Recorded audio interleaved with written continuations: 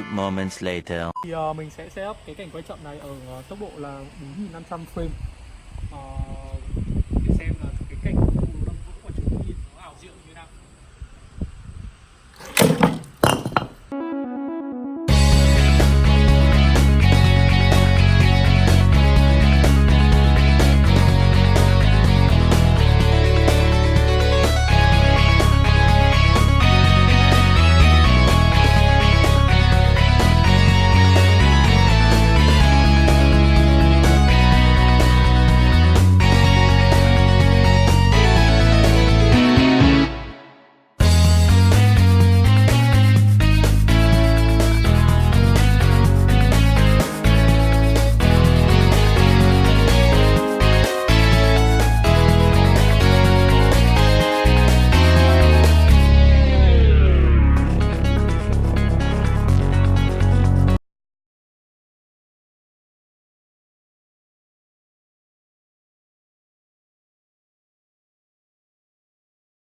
A few moments later.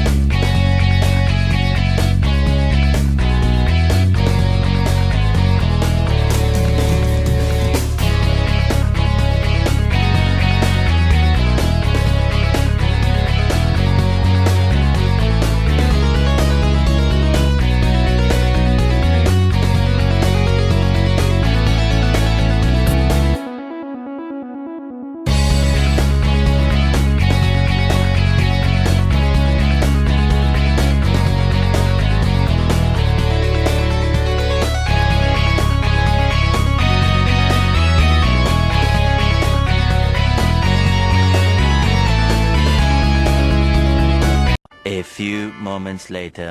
Các bạn thấy quả rocket mà gắn lên con ô tô này nó như nào, phóng cực kỳ nhanh luôn.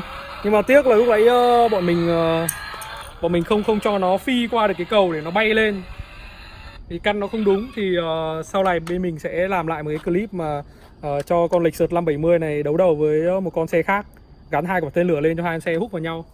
Thì các bạn hãy like và subscribe kênh để mà theo dõi những cái video mà bọn mình sẽ làm sắp tới nhé.